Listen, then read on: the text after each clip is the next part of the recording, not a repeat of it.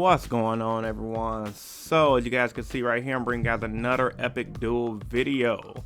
And as you guys see, I did advertise my new shirt at the beginning of the video that I made, the Get Wrecked Scrub shirt. So the shirt will only be available on Teespring for about 2 more days now. So if you guys are interested, you can check that out in the description below. And I believe they're starting at $21.99.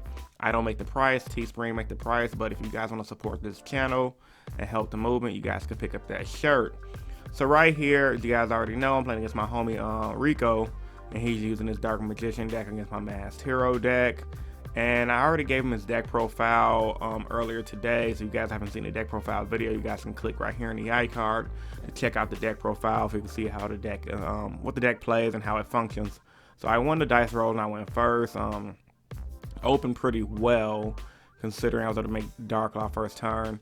And honestly speaking, from playing against this Dark Magician build before, I know I'm playing in a bad matchup mainly because the Dark Magician deck against a lower tier deck that's on an equal playing field, it's like at the top of the low tier decks because they have so many different things they can do, and you have stuff that can banish stuff.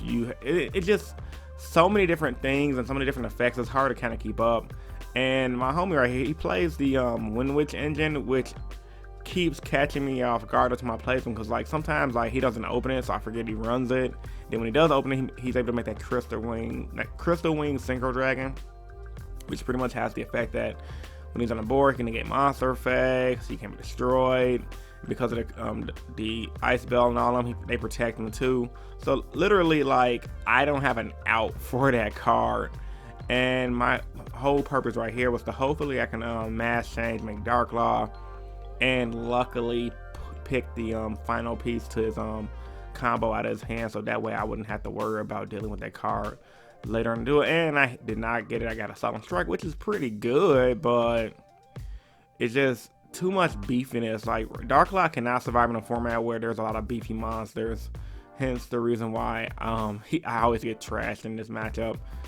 And I think pre-links I probably did better. No, sorry, pre-Master Rule 4 I wouldn't have that much of an issue because I can make first turn Dark Law Raphacilia, first turn Totally Awesome. All that stuff would not happen. But you know, honestly speaking, like real talk, I've been playing heroes for a lot, and I thought they were a solid deck post Master Rule 4. And honestly speaking, I mean, I gotta be real with myself. The deck just ain't that good. I think it'd probably be better, maybe it probably was better back in the when Spirals was tier 0 because a majority of people were running Spirals. But nowadays, it's just not that good. Too many different rogue decks.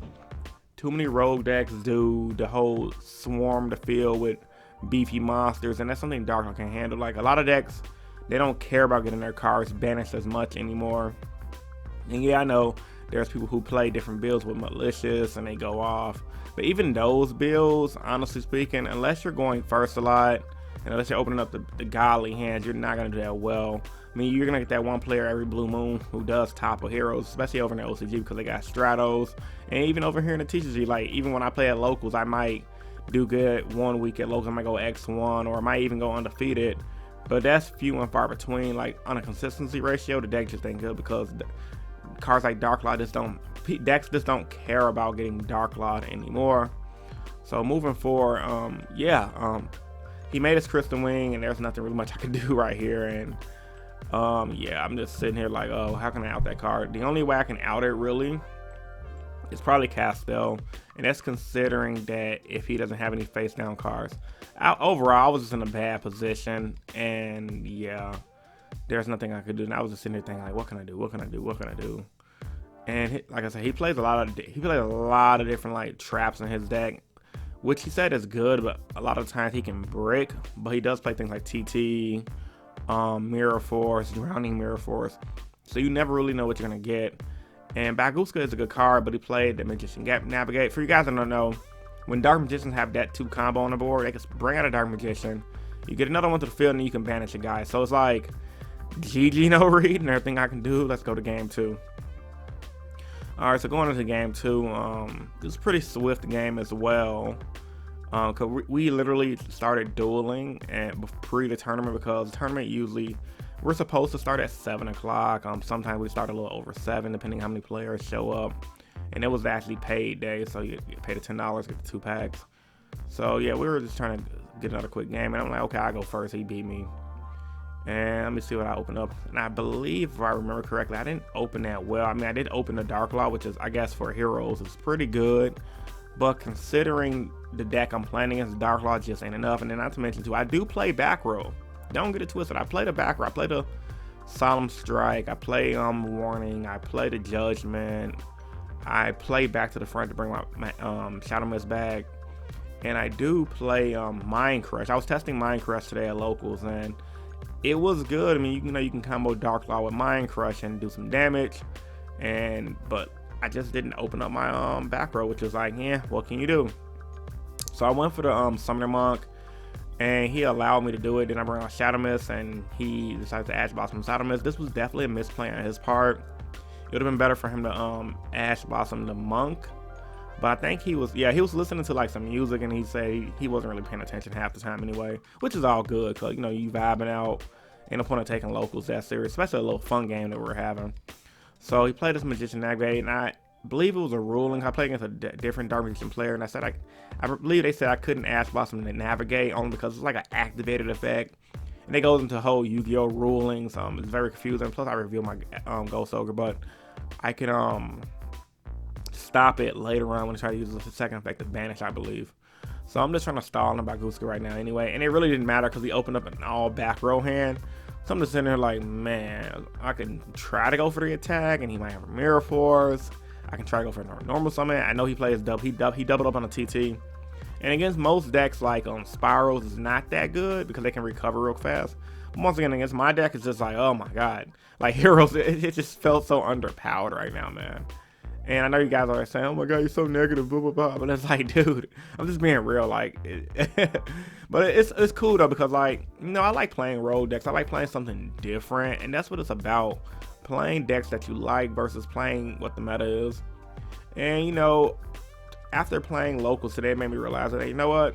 I tried to bring the hero back, and it just don't work. And honestly, the reason why I play heroes and locals a lot anyway is because I don't have a playtesting group, and that's one of the major things that determines how good a player is going to do in a set format.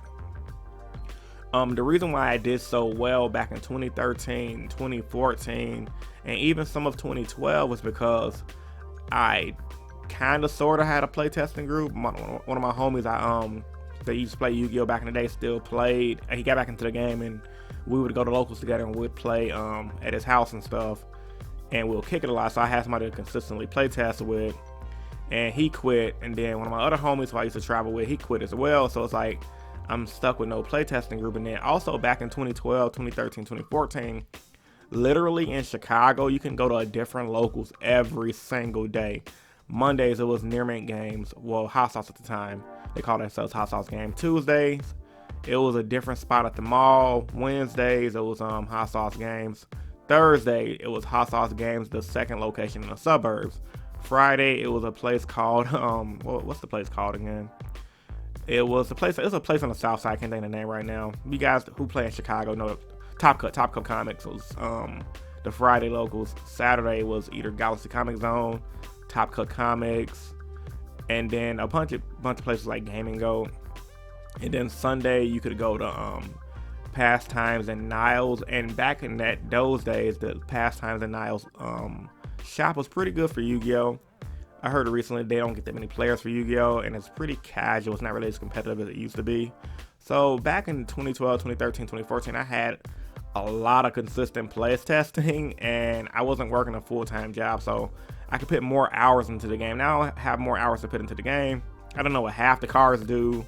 I mean, I keep up with the meta as much as I can, so I know what the main decks do, like Spirals, Trick Stars, ABC, but like a lot of the lower tier decks, I don't know what they do, which is it kind of it makes me underperform at events, which is all on me, of course, because if I want to do well at this game, I should be paying attention to that type of stuff. And I scooped up game too because we had to go sign up for the main event because they were calling sign-ups, and plus I was in a losing position. I don't think my hand was that great, so going into game 3, I opened up first, and this game I actually did a little bit better.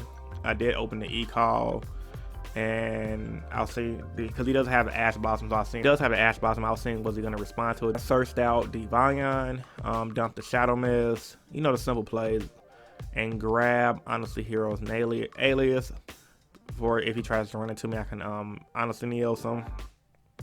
And I did open up Mass Change number 1 and number 2, which is pretty good. I mean, number 2, like I said, I run it because it's a good backup option if they Ghost Ogre your Shadow Mist off of a Summoner Monk play. You can bring out number 2. And he tried to go for the spell book, and I changed Mass Change, bring out Dark Law. And I'm thinking at this point, okay, cool, he did the spell book thing, I Mass Change. I mean, he had to know I had it, and I can see right now, like, now that I'm looking at the footage again, I can see he got both of the Ash Blossoms in his deck. He only owns 2, he doesn't own 3. And right now, Ash Blossom ain't that great. I mean, it's solid, but it's not the best. It's better against rogue decks like mine, who literally, if you stop their searching once or negate any of their cards, they're in a tough position.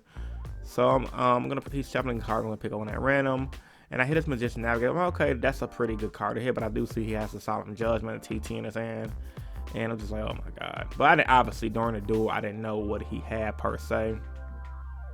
So my hand was actually pretty solid. I believe I had an Effect Veiler or Ghost Ogre in hand, and that was pretty much it. I did have the Honesty Neo. I didn't have any back row once again, despite the fact that I do pay at least 7 or 8 back row cards. But it is what it is. I did have the Effect Veiler, so I ain't got to worry about that win-win stuff. And he passed turn. He's set 3 pass, and I'm gonna try to attack for 24 directly because that's the best move I can make at the moment. Surprisingly, he doesn't have the Mirror Force or the Drowning, so I was in a good position. And I could summon another hero monster with reinforcement of the army, but once again, I know he plays TT, and I'm scared of getting TT, so I'm like, yeah, I'm not gonna risk normal summoning. And that's the thing, when people play TT, especially if you're playing a deck like Heroes that really can't afford to lose their field like that, you're in an off position. So he brings out his Dark Magician with his with Eternal Soul, and he tries to attack me. Now, I don't know if he was intentionally attacking to bait me out, just because he wanted me to get rid of my Monster Neos. I don't know if he misplayed.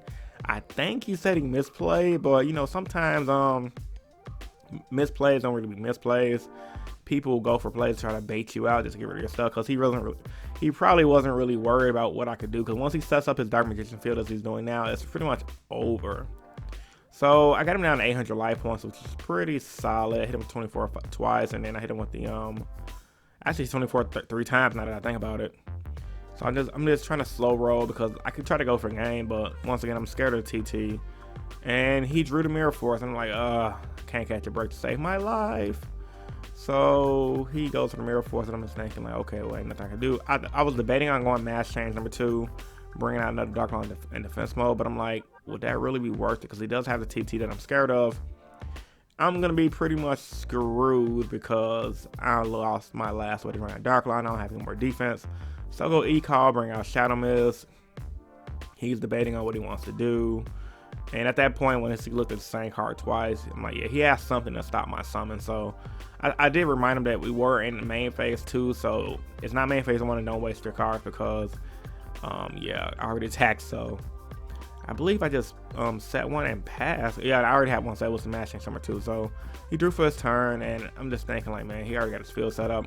And Dark Magician, once again, it's a deck you have to literally beat fast. And this goes for it doesn't matter what deck you play. Well, once they set up, it's pretty hard to beat. And I believe Jeff Jones actually did pretty well with this deck at the regionals or something like that. So during his turn, he used that Magician's spell card to try to draw 2. I go for the Mass Change number 2 and bring out Dark Law. And like I said, he had a TT, so my prediction was right. He did have turn to tribute. And I'm like, okay, well, I activate my Shadow Mist effect.